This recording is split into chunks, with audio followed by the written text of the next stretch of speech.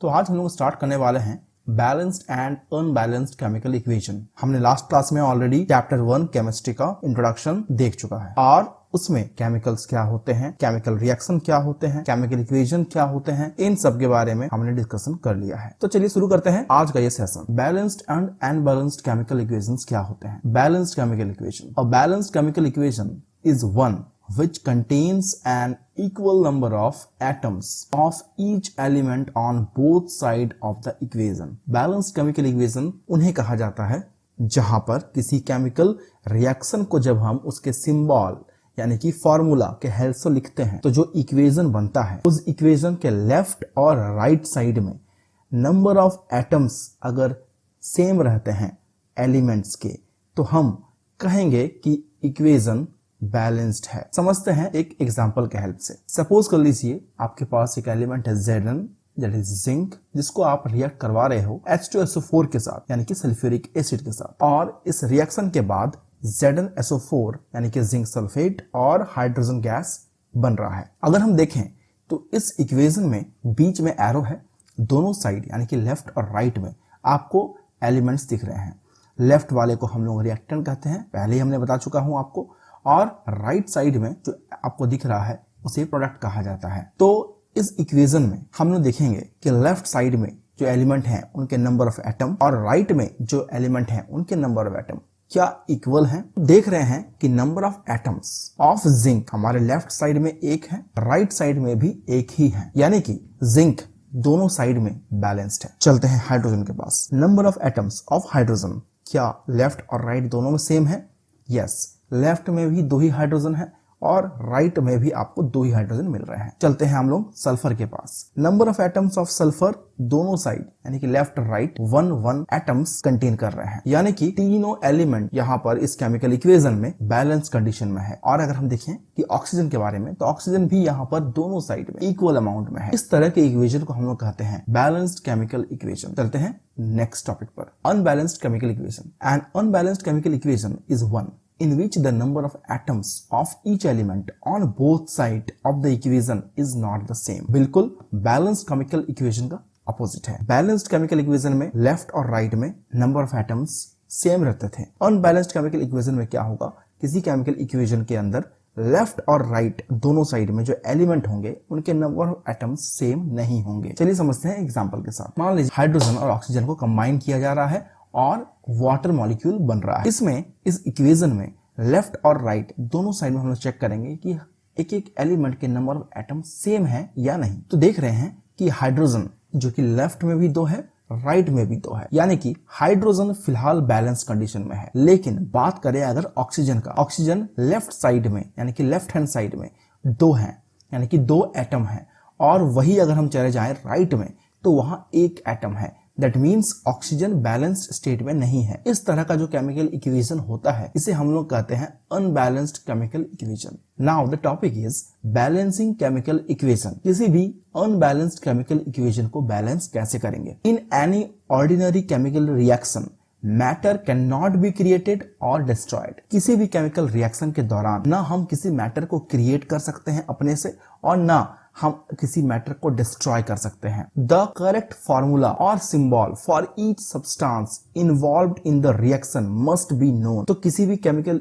Equation को लिखने के लिए पहले तो हमें जानना जरूरी है कि उस केमिकल रिएक्शन में जो एलिमेंट प्रेजेंट है उसका केमिकल फॉर्मूला या सिंबल क्या है। None of the subscript of the formulae on the left hand side can be changed in balancing the equation. हम लोग अपने किसी भी केमिकल इक्वेशन में जो लेफ्ट हैंड साइड में सबस्क्रिप्ट होते हैं किसी भी केमिकल फॉर्मूला को, उसे हम चेंज नहीं कर सकते हैं। Chemical equation may be balanced by a method known as trial and error method. आप चूंकि अभी क्लास 10th में हो तो यहाँ पर सबसे बेसिक एक तरीका सिखाया जाता है केमिकल इक्वेशन को बैलेंस करने का, और उसका नाम है ट्रायल एंड एरर मेथड। क्या होता है ये trial and error method? Example देखिए, मान लीजिए हम एक केमिकल इक्वेशन को बैलेंस करना चाहते हैं और वो केमिकल इक्वेशन कुछ ऐसा है, Mg plus HCl equals to MgCl2 plus H2, यानी कि मैग्नीशियम को हाइड्रोक्लोरिक एसिड के साथ रिएक्ट करवाया जा रहा है और बन रहा है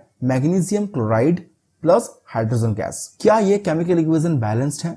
सबसे पहले हम वो चेक करेंगे। एलिमेंट्स हमारे पास है मैग्नीशियम क्लोरीन और हाइड्रोजन, जो कि लेफ्ट हैंड साइड में और राइट हैंड साइड में कितने कितने एटम्स प्रेजेंट है चेक करते हैं। मैग्नीशियम दोनों साइड में एक एक एटम कंटेन कर रहा है, यानी कि फिलहाल मैग्नीशियम बैलेंस्ड स्टेट में है। बात करें अगर क्लोरीन का, क्लोरीन लेफ्ट हैंड साइड में एक एटम कंटेन कर रहा है, जबकि राइट हैंड साइड में 2 एटम्स होंगे, यानी कि क्लोरीन यहां पर बैलेंस स्टेट में नहीं है। बात करते हैं हाइड्रोजन का। हाइड्रोजन के केस में भी सेम है, लेफ्ट हैंड साइड में एक एटम है, जबकि राइट हैंड साइड में 2 एटम है।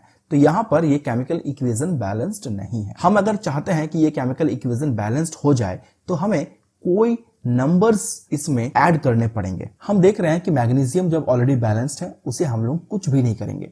देख रहे हैं कि क्लोरीन बैलेंस्ड नहीं है। क्लोरीन हमारे पास एक एटम लेफ्ट हैंड साइड में है और 2 एटम राइट हैंड साइड में है। तो अगर हम चाहते हैं कि क्लोरीन इधर भी 2 हो जाए तो हमें 2 लिखना पड़ेगा इस HCl के आगे। हम इस जगह पर 2 नहीं लिख सकते हैं। तो यहां पर देख रहा हूं कि हाइड्रोक्लोरिक एसिड के आगे हमने 2 लगा दिया, जिसका मतलब हो गया क्लोरीन हमारे पास इधर भी 2 हो गया। लेकिन हाइड्रोजन जो कि पहले 1 एटम था लेफ्ट साइड में, अब देखिए हाइड्रोजन के आगे में जब 2 लग गया तो हाइड्रोजन भी अब 2 बन गया है, यानी कि हाइड्रोजन के भी 2 एटम बन चुके हैं। तो यहां पर हाइड्रोजन भी 2 हो गया और क्लोरीन भी 2 हो गया। इसका मतलब कि अब हमारा जो केमिकल इक्वेशन है वो बैलेंस्ड स्टेट में है, यानी कि मैग्नीशियम दोनों साइड में 1 एटम कंटेन कर रहा है, क्लोरीन भी 2 और हाइड्रोजन भी 2 एटम्स को कंटेन कर रहा है। दैट मीन्स कि ये केमिकल इक्वेशन बैलेंस्ड स्टेट में है। एग्जांपल नंबर 2 देखते हैं। मैग्नीशियम को पानी के साथ H2O के साथ रिएक्ट करवाया जा रहा है और बन रहा है मैग्नीशियम हाइड्रोक्साइड और साथ में हाइड्रोजन गैस रिलीज हो रहा है। यहां पर हम देखें अगर तो एलिमेंट्स कौन कौन से हमारे पास हैं, magnesium, oxygen and hydrogen. Left hand side और राइट हैंड साइड में मैग्नीशियम बैलेंस्ड स्टेट में चल रहा है, लेकिन ऑक्सीजन और हाइड्रोजन अनबैलेंस्ड केस में है। तो हमें ऑक्सीजन और हाइड्रोजन को बैलेंस करना होगा। देख रहा हूं कि ऑक्सीजन हमारे पास लेफ्ट साइड में एक एटम है, लेकिन राइट साइड में ऑक्सीजन के 2 एटम हैं। तो हम क्या करेंगे, इस ऑक्सीजन को बैलेंस करने के लिए इसके आगे में 2 लगा देंगे। इससे ऑक्सीजन बैलेंस्ड हो गया। तो अब देखिए जब हमने ऑक्सीजन को बैलेंस करने के लिए 2 लगाया आगे, तो इस 2 के चलते हमारा जो हाइड्रोजन है वो भी बैलेंस हो गया। कैसे?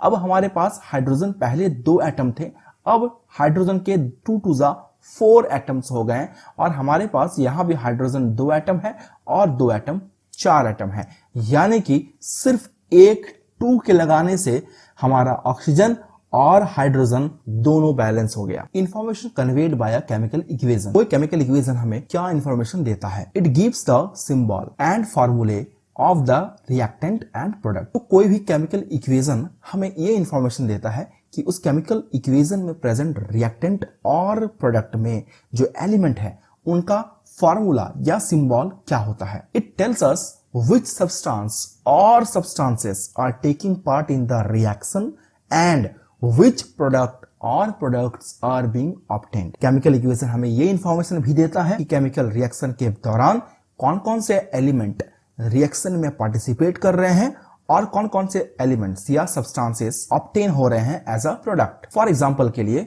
CaCO3 plus 2HCl equals to CaCl2 plus H2O plus CO2, ये एक केमिकल इक्वेशन है। ये केमिकल इक्वेशन हमें क्या बताता है? This chemical equation tells us that calcium carbonate react with hydrochloric acid to produce calcium chloride, water and carbon dioxide. तो ये केमिकल इक्वेशन हमें इंफॉर्मेशन देता है कि कैल्शियम कार्बोनेट हाइड्रोक्लोरिक एसिड के साथ रिएक्ट करके calcium chloride, water and carbon dioxide release कर रहा है। It gives the relative number of atoms and molecules of the reactant and product that take part the reaction। Chemical reaction में जो participate कर रहे हैं सब्सटेंसेस, उनके नंबर ऑफ एटम्स और मॉलिक्यूल्स के बारे में भी पता चलता है कि कितने एटम्स और कितने मॉलिक्यूल्स रिएक्टेंट में पार्टिसिपेट किए हैं और प्रोडक्ट में बन रहे हैं। नेक्स्ट क्लास में हम लोग समझेंगे टाइप्स ऑफ केमिकल रिएक्शन क्या होते हैं। तो आज का क्लास अगर आपको अच्छा लगा है, अगर आपको हमारे द्वारा दिया गया इन्फॉर्मेशन हेल्पफुल रहा, आप इस वीडियो को ज्यादा से ज्यादा लोगों तक पहुंचाएं। अगर आप चैनल पर नए हो सब्सक्राइब जरूर करें और अपने दोस्तों को भी यह वीडियो शेयर जरूर करें। मिलेंगे बहुत जल्द नेक्स्ट क्लास के साथ। तब तक के लिए टेक केयर, खुश रहें, गुड बाय।